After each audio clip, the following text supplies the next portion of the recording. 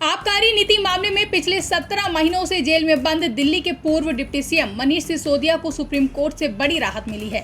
सर्वोच्च अदालत ने उन्हें आबकारी मामले में जमानत दे दी है, जिसके चलते एक तरफ जहां आम आदमी पार्टी में खुशी का माहौल देखने को मिला, तो वहीं दूसरी ओर आम आदमी पार्टी के नेता केंद्र सरकार पर हमलावर नजर आए। मनीष सिसोदिया को, जिनको एक झूठे केस में,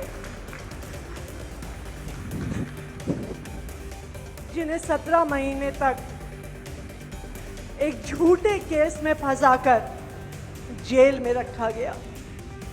आम आदमी पार्टी के नेता मनीष सिसोदिया को सुप्रीम कोर्ट द्वारा जमानत दिए जाने के बाद आम आदमी पार्टी में खुशी का माहौल देखने को मिला। इसी कड़ी में दिल्ली के शिक्षा मंत्री आतिशी मार्लेना की प्रतिक्रिया सामने आई है, जहां एक कार्यक्रम को संबोधित करते हुए मंत्री आतिशी मार्लेना मनीष सिसोदिया की जमानत की खबर सुनकर मंच पर ही भावुक हो गईं।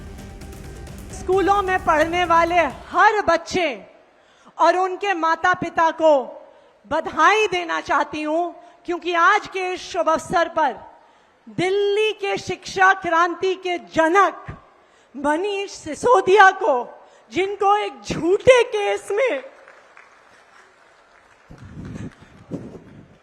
जिनको एक झूठे केस में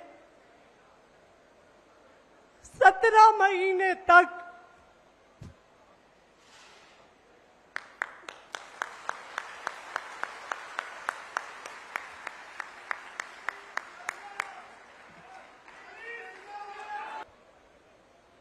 जिन्हें 17 महीने तक एक झूठे केस में फंसाकर जेल में रखा गया।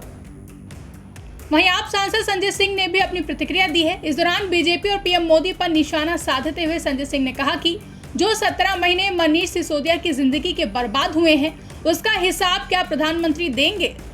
कि ये बहुत बड़ी राहत है आम आदमी पार्टी के लिए भी, दिल्ली के लोगों के लिए भी, एक एक कार्यकर्ता के लिए, और खास तौर से अरविंद केजरीवाल और सत्येंद्र जैन जी के लिए भी अब न्याय का रास्ता जल्द ही खुलेगा।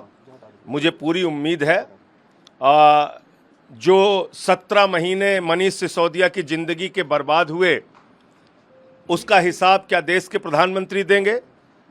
जो 17 महीने दिल्ली के बच्चों के बर्बाद हुए, एक योग्य शिक्षा मंत्री के रूप में जो सेवाएं मनीष सिसोदिया दिल्ली के लोगों को दे सकते थे, उसका हिसाब कौन देगा?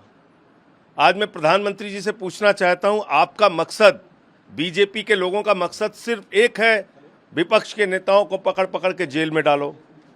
मनीष सिसोदिया के घर से 1 रुपए बरामद नहीं हुआ था, उनके कोई प्रॉपर्टी नहीं मिली, कोई गहना नहीं मिला, कुछ नहीं मिला। आपने 17 महीने जेल में रखा और ईडी हमेशा तारीख पे तारीख लेती रही, समय मांगती रही, मामले को टरकाती रही।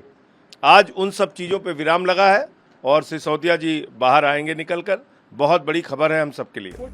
साथ ही आम आदमी पार्टी के मंत्री सौरभ भारद्वाज ने कहा कि आज लोकतंत्र के लिए बहुत बड़ा दिन है। देश की सबसे बड़ी अदालत ने जो बातें कही हैं, वो मील का पत्थर साबित होंगी। कोर्ट इस बात को मान रहा है कि ईडी ने बिना ट्रायल के मनीष सिसोदिया को 17 महीने जेल में रखा। बिना ट्रायल के किसी को भी 17 महीने जेल में कैसे रख सकते हैं? हिंदुस्तान की लोकतंत्र के लिए एक बहुत बड़ा दिन है और देश की सबसे बड़ी अदालत ने आज जो बातें कही हैं वो बहुत बड़ी मील का पत्थर साबित होंगी। उन्होंने कहा, जब फैसला आया तो अभिषेक मनु सिंघवी साहब ने कहा कि आपका बहुत धन्यवाद, आपने रिजर्व करने के 3 दिन में ही फैसला सुना दिया। और कोर्ट ने मुस्कुराते हुए कहा, it's a matter of somebody's liberty, every day counts. यानी कि कोर्ट इस बात को रिकॉग्नाइज कर रहा है कि आपने बिना ट्रायल के किसी राज्य के उप मुख्यमंत्री को 17 महीने जेल में रख लिया। आपने कहा कि 6 से 8 महीने के अंदर हम ट्रायल कंप्लीट कर देंगे, ईडी ने कहा, और 8 महीने बीतने के बाद आपकी ट्रायल शुरू ही नहीं हुई है। तो आप बिना किसी ट्रायल के, बिना किसी फैसले के कैसे किसी को जो है जेल में रख सकते हैं?